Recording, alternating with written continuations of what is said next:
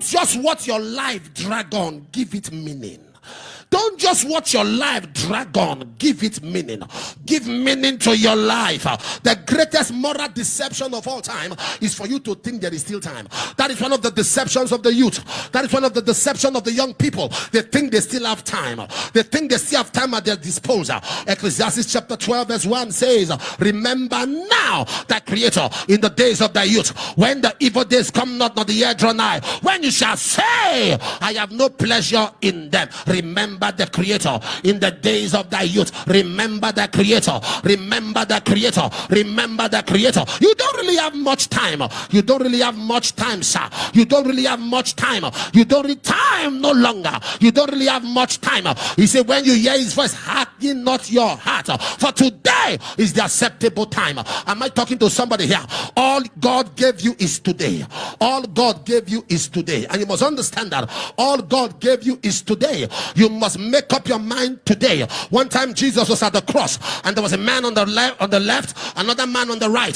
The man on the left was a thief. The man on the right was a thief. And the Bible tells us the man on the left said, if you are the Son of God, like they say, save yourself and save us. If you are the Son of God, like they say. So he was seeing him in the context of what he has done in the past. So to him, he was seeing him in the context of yesterday. And the other said, when you get to your kingdom, remember me. He was seeing him in the context of tomorrow. And Jesus said, no, it's not yesterday, it's not tomorrow. Today you will be with me in paradise. So God has given you today. God has given you today. Make up your mind. Get serious with your life. Get serious with God's assignment for you. Get serious. Am I communicating right now? Get serious. Urgency. Urgency. Urgency empowers decision making. Urgency empowers decision making. Urgency strengthens your pursuit of target.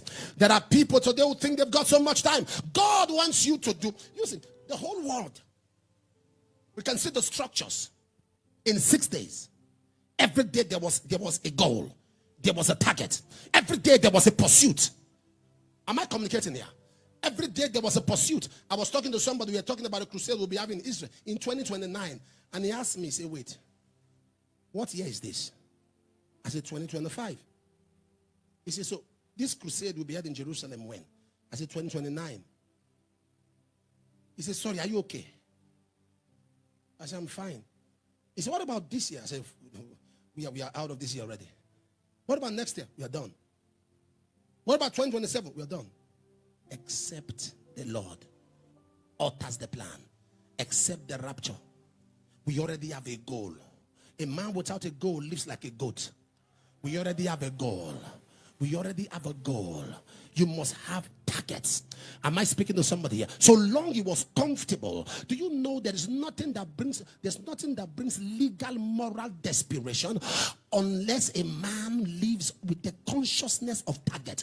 This is January. What is your plan? What is your long-term goal? What is your short-term goal? This man was enjoying laxity, enjoying lethargy, enjoying lackadaisical approach to life. There are people that don't care.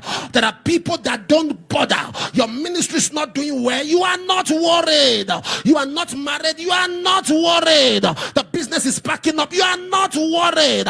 Things are not happening. You are not worried. Am I talking to somebody right now? It means nothing to you. It's time for you to understand the place of urgency. And there are three things that kills, that shatters, that slaughters, that pushes that spirit called urgency.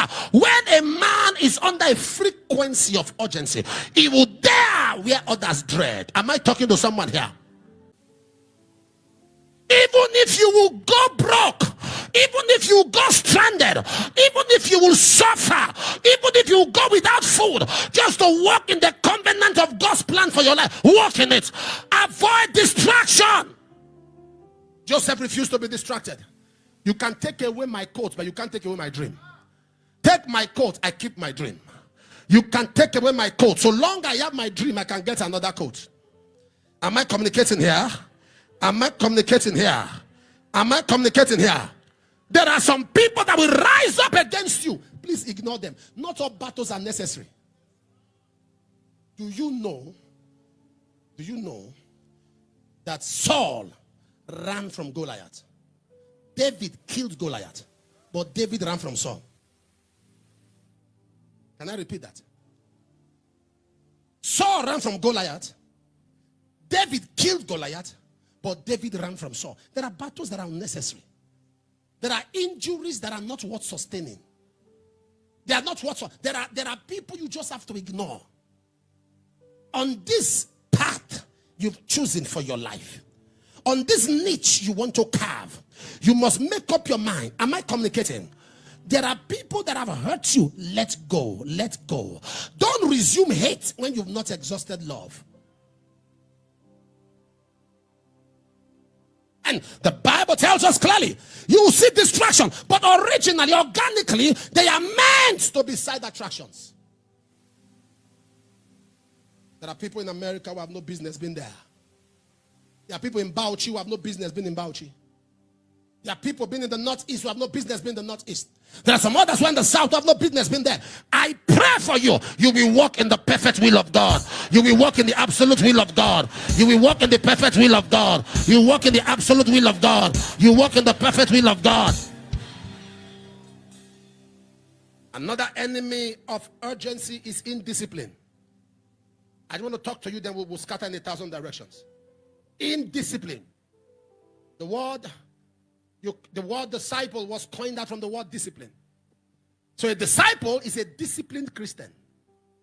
A disciple is a disciplined Christian. 1 Corinthians 9:27, Paul said, I bring my body under subjection. I bring it under. Luke 14 verse 28 talks about a man who intends to build a tower, does not first sit down and count the cost. You must understand the place. Without discipline, talent is a waste. Without discipline, ideas are a waste. You must understand the place of discipline. Sir, in this generation, sin will not run from you. You have to run. You have to run from sin. Ooh. One time I was in Europe.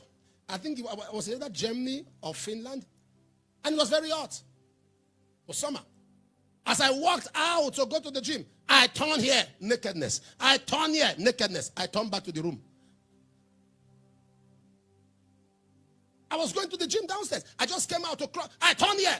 That's how they are going. I turned here. Yeah. I said, Jesus, no gym today. I went back. Sin will not run from you. You are to run from sin. The world is becoming increasingly now to these days, the things you hear young people say, you are scared. People can go on air and advertise nakedness.